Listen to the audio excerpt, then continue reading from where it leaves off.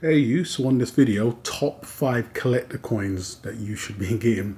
I'm going to go over what I think are all-round solid top 5 collector coins, especially in the current climate. So I would pick these, or I have picked these as my, in any genre you can go into, there's always going to be safe bets, or this is your best bet if you want to not take too much of a risk. It can go either way with these, but from what I've seen, it's not destined to hit the floor. It's not going to poo itself. So, looking at these collector coins here, in terms of risk reward, you could say halfway. Some are well into their series, or some may be waiting to continue on. I've got the paper here to add some type of ooh and suspense to it as we do the drum roll. But I'm going to be unveiling them as we go along. Of course, you're going to see I'm actively involved in these, and just ultimately I want to know what you guys think fall under that category. If somebody was just getting into collector coins and they wanted to dip their toe in or dibble dabble, what would you recommend as good safe bets?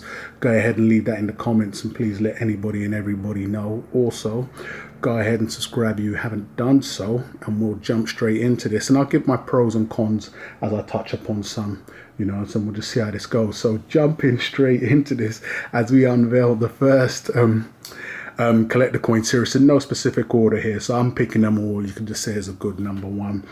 And we're going to jump straight into this and go straight into the Queen's Beast. So this is a series that's been out for some time now, well loved worldwide. It's got a fantastic track record. This was the first release on the piece here. I've owned this piece here. On the bullion coins here, my pros and cons, if I was going to be doing a video like so, is you just need to know what you're getting when we're talking the Royal Mint silver bullion. They are fantastic pieces, got a very beautiful size and heft to them, but when you're talking Royal Mint bullion, this is a coin that they just released as is, whereas you could get something along the same lines, even in premium wise, from a mint like the Perth Mint. They would encapsulate them. With yours purchasing these direct from the Royal Mint bullion, at one point I believe they did come encapsulated, but the quality was still the same. So what I'm getting at is, when we're talking Royal Mint and especially bullion, it is what it is. They are standard going to come with some type of dink, blemish, or imperfection. Whether you love them or not, that's just the way it is. These ain't loved coins. Not saying that their proof coins are immaculate, but that's something to definitely look out for. I know people left comments as of recent when they purchased this, for instance, or any other coins, and they've come back to them and they've developed milk spots. Not to forget, as loved as the Queen's Beast series is, it's on unlimited mintage. And I think that's gonna hurt it in the long run, if I'm just being brutally honest here, because everybody loves it because they can get it. The only ones you're going to struggle getting or have to pay a hefty premium currently is going to be the first two releases, which is the Lion and the Griffin. And not to forget, on an unlimited mintage coin, technically you shouldn't be having that struggle. And that's what we have on the later releases. No struggle. It's fantastic when everybody loves a coin or a series and they can get access to them. Then that's happy days. But come time when this series comes to a conclusion, and then, you may see a coin going up for heavy premiums. The more sellers you have, the less demand, or even the less profits you can make. And that's a problem that I can see happening to this series at a later date. The mint knows they're well loved, and so they are pumping them out. Yet they also have them in proof variant in all shapes and sizes, so that's also something to take on board. And I'll get on to what I feel about the gold counterparts in a moment. But this was the quarter ounce.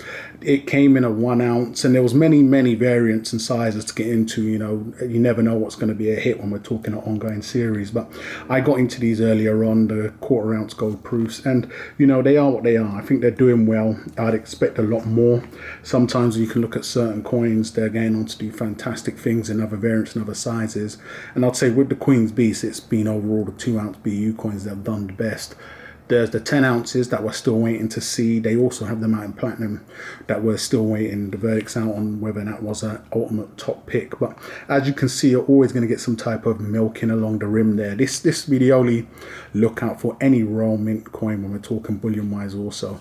You may love it, you may want it graded, you may be miffed that they can't just pluck these out and not sit them out in tubes and the likes of, but their mentality to that, whether you like it or not, and their action speaks volumes here, is that it's a bullion coin. And so just be prepared and aware that you're going to be getting your bullion imperfections. As the dragon, struggles to sink in. So, you know, this is going to be the first series that I can't see somebody that's getting into collector coins going wrong with. You know, your money is safe here. It's never 100% safe, but when we're looking at the thousands of collector coins out there, you've got one that's loved worldwide. A lot of dealers, worldwide dealers, that's also another fantastic sign. Like this coin, it's not being a fad or a phase. Another super bonus is that it's coming from the very strong Royal Mint, so you really can't go wrong.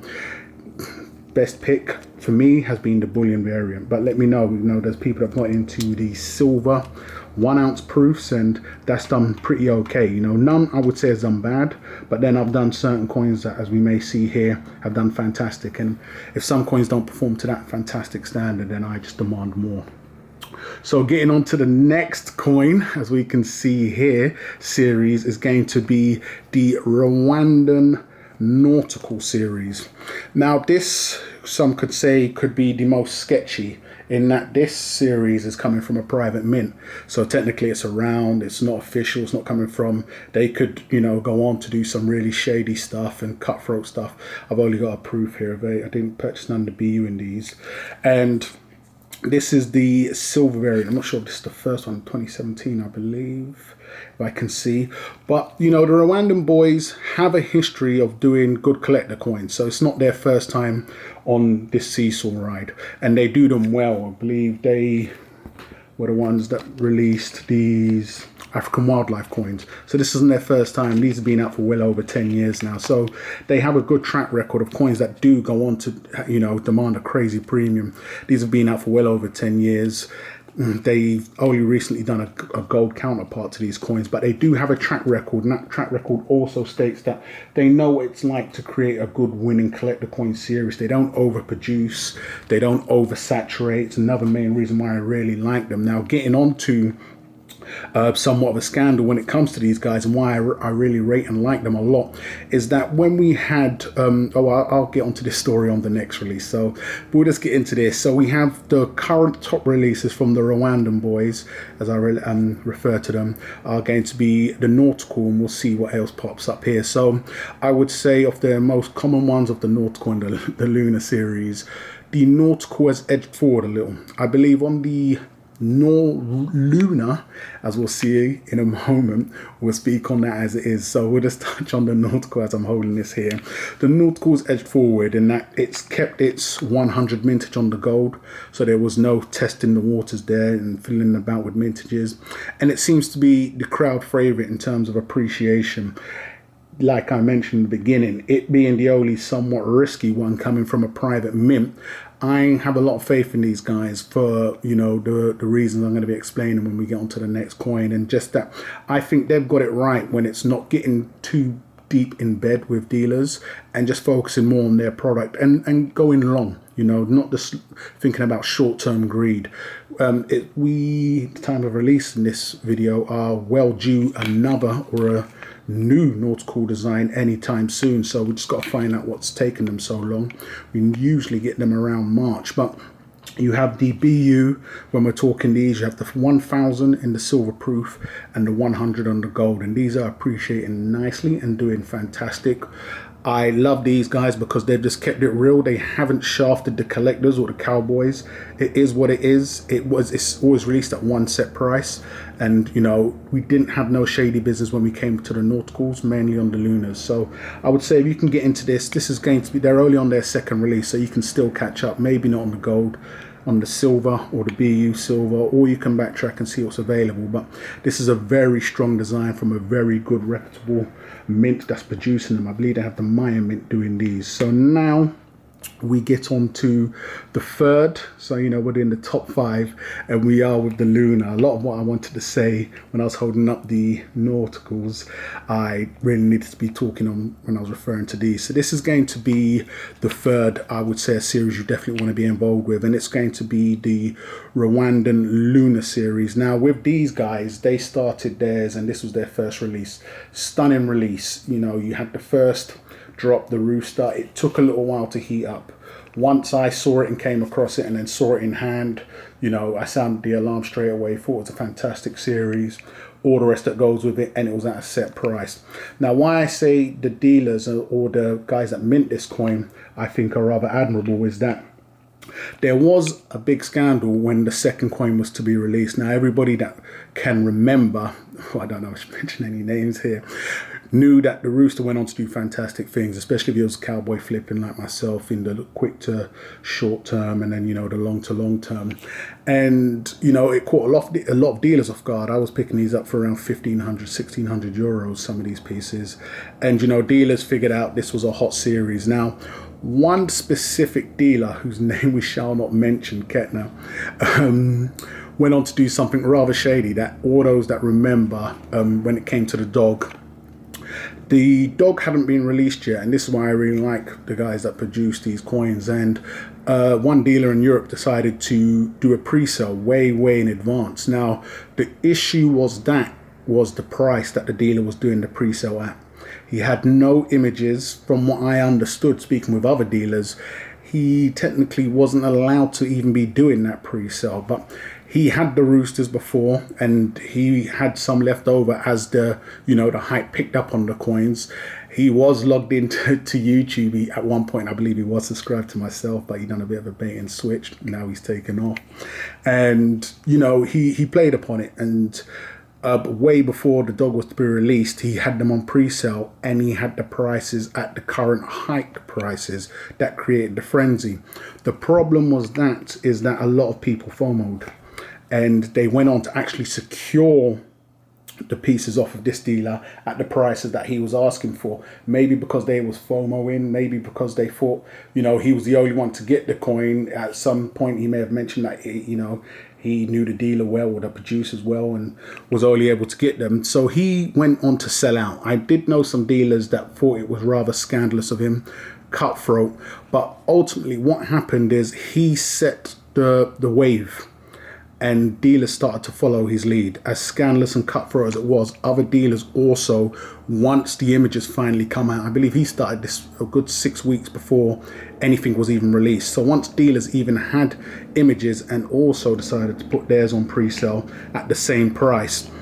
Now, ultimately, what I heard, not knowing if this is true, allegedly, is that the dealer was penalized and that the guys that minted these coins no longer gave that dealer any more of the coins. Now, I do know that when after the dog, the dealer no longer has any of these Rwandan coins, so there could be some truth to that story. But I do know that that dealer was the first dealer to create what you could call the dealer greed. And the guys that produced these coins went on to penalize that dealer. So I like, you know, you want to see something like that, especially when a dealer's getting way ahead of themselves. It's something a lot of mints I wouldn't see do. You know, they produce the coins, they give them to the dealers. They all know that they need to work hand in hand. But if you're producing these coins and you want the longevity, and especially you want to get people on board, the last thing you want to start is, you know, a cutthroat scheme that gets other dealers jumping on board and just doing things that they may not approve of. Yes, dealers, mints can give them to dealers, but they can also set prices. Sometimes I've been in businesses where a producer can ask you to sell at one set price, and if you undercut, you're technically, you know, messing up the flow of things, and they can cut you off. And that's what may have happened there. Ultimately, the dog created a poop storm. You know, it was very crazy. And there was a lot of dealers left with egg in their face that had to end up reducing their dog prices a good 200-300 euros after this getting, you know, a bit too crazy.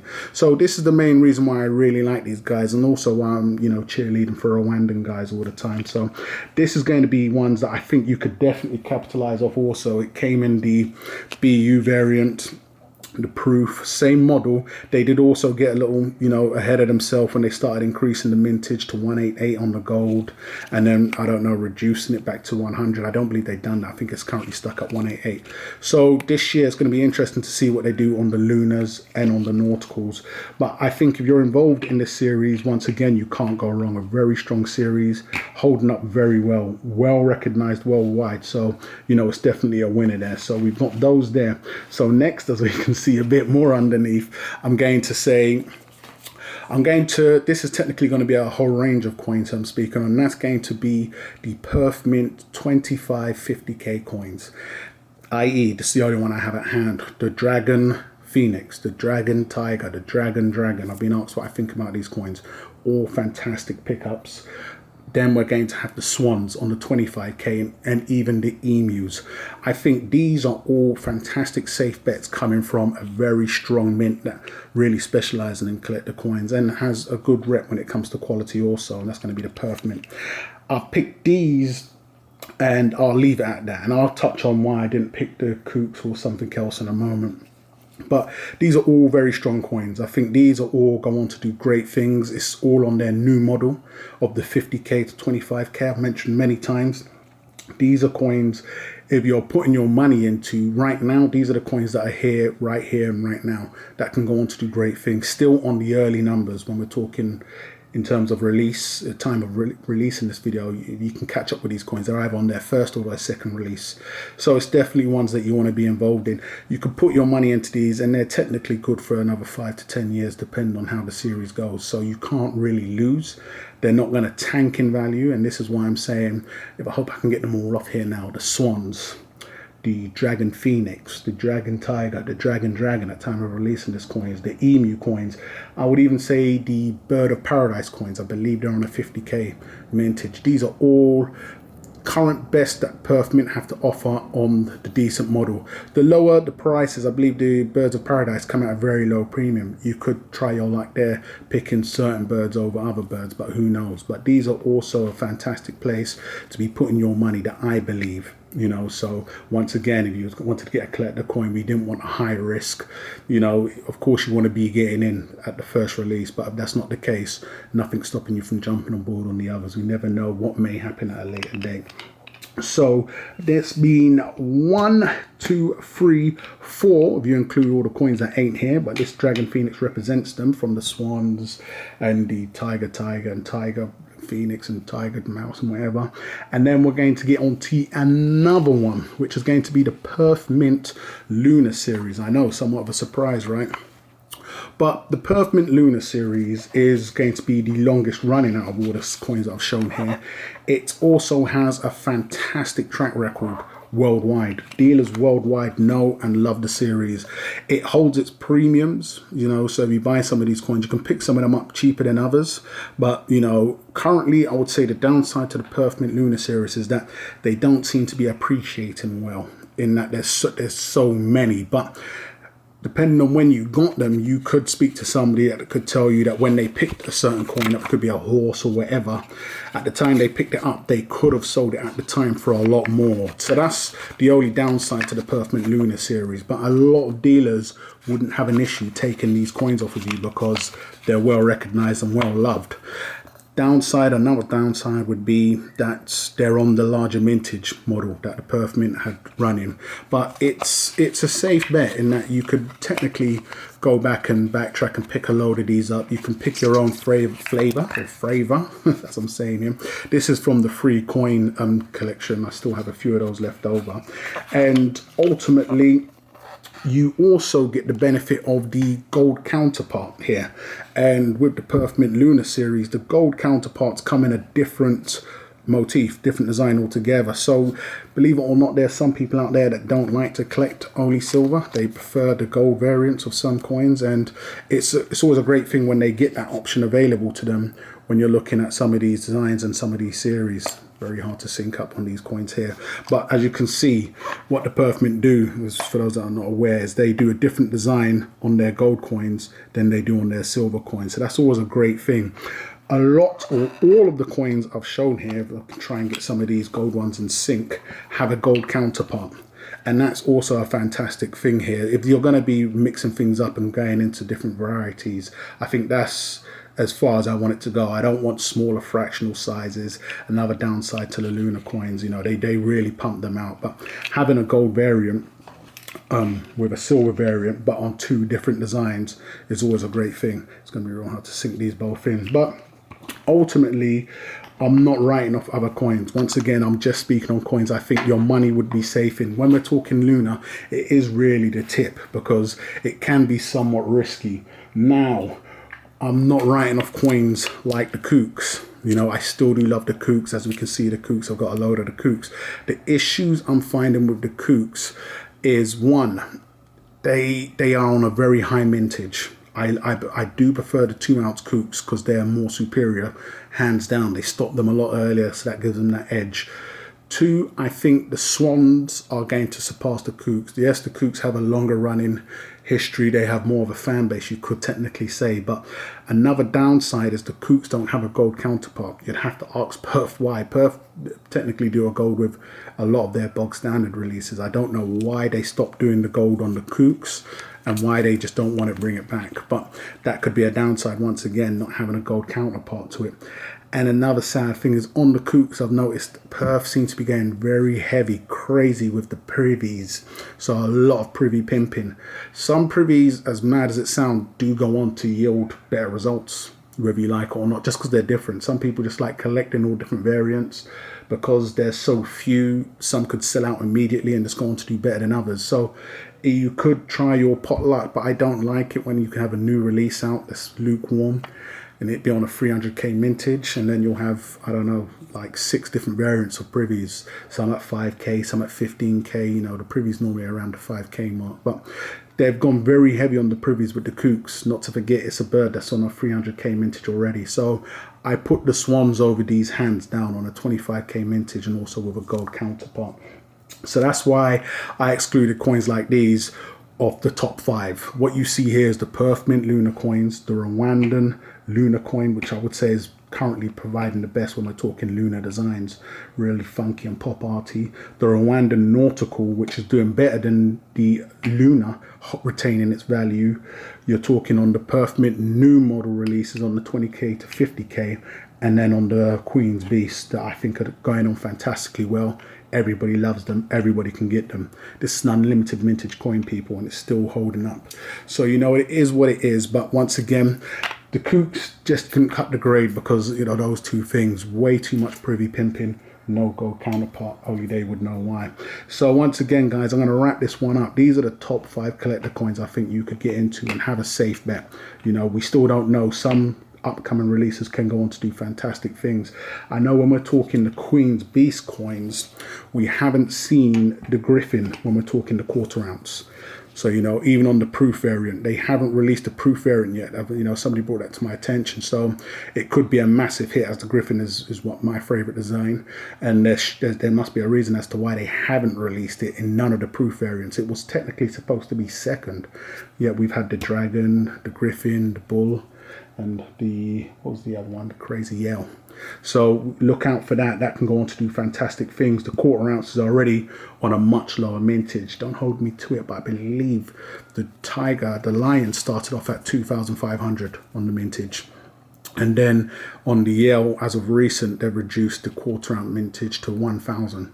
So the Royal Mint have also a history of not knowing or keeping their mintage model to one set plan. So the Griffin, which is technically the second animal on the 1/4 ounce, and even on the other proof sizes, can come out and have a tiny mintage. So that's one to be looking out for. So there still is, you know, plays when we're talking about the more higher premium stuff, but you just need to do your homework and look what's out there. So I'm going to wrap this one up, guys. But once again, please let me know if you come across any collector coins.